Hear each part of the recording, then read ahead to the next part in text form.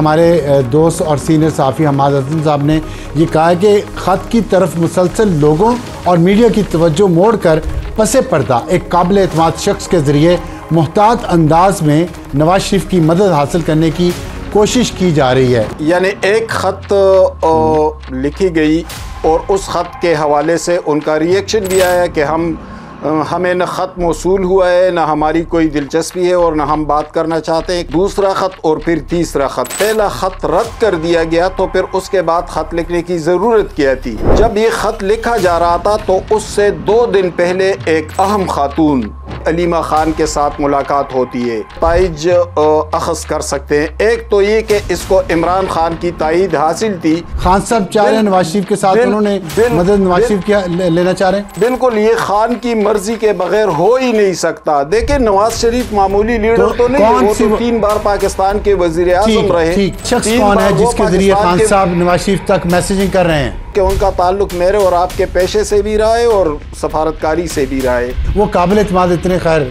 खान साहब के तो होंगे, मियाँ साहब का मैं नहीं कुछ कह सकता। एक पैगंबर के तौर पर सामने आई हो।